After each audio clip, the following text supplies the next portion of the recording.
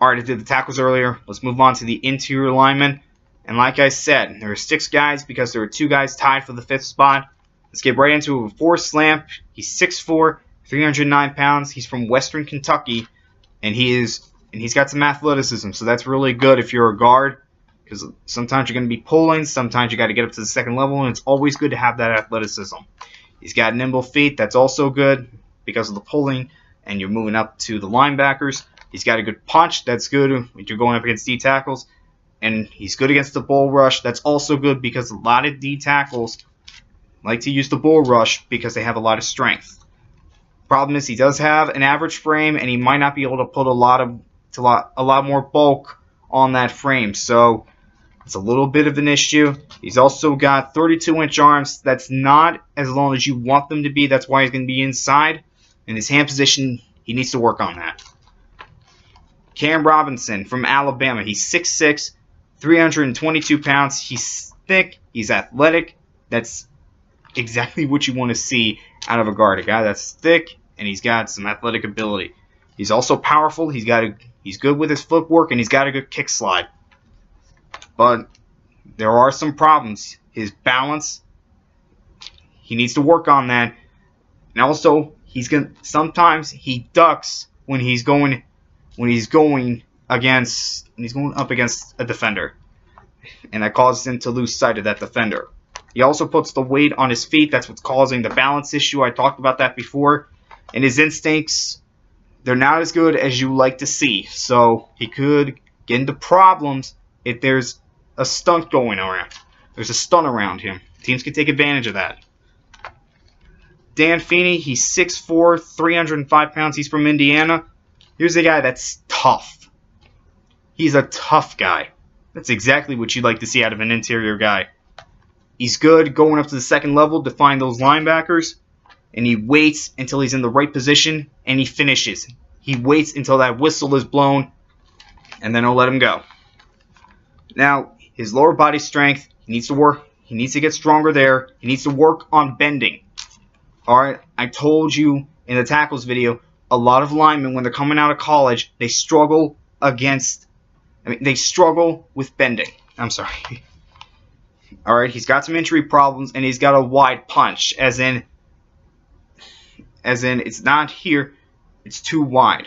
Okay, maybe that's an exaggeration, but he's got a wide punch, and that can also get you into trouble.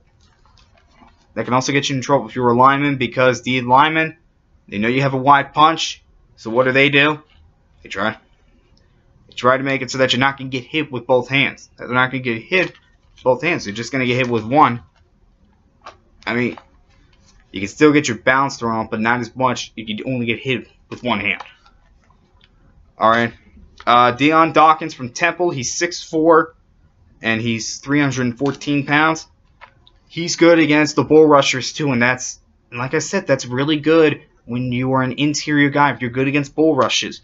He also has a good kick slide. He's got good balance, and he's played in different schemes in college. So you got to see him in 2 different schemes in college. That really, really helps his stock. Alright. Problem is, in pass protection, he's got wide hands. Same problem with Feeney. He also has inconsistent footwork. He needs to work on that. Alright, he's also got stiff hips. You do not want to be a lineman with stiff hips. And also, inconsistent angles when he's going to linebackers. That's a problem. Because a lot of times guards in the run game, they're going to go up to the 2nd level to get that linebacker, and it's never good to have bad angles. He needs to get better at that.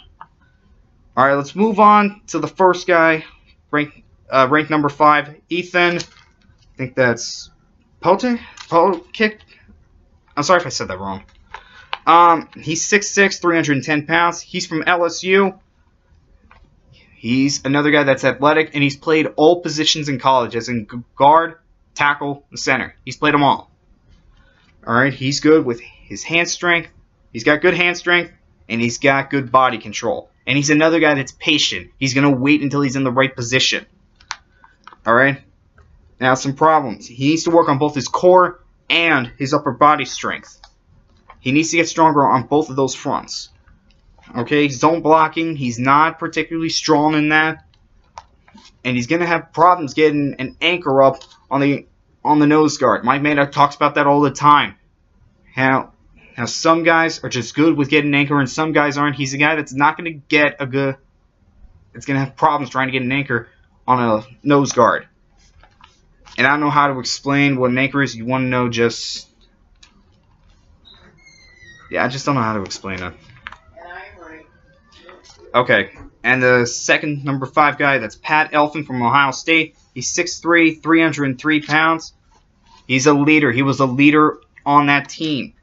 He's got good lower body strength.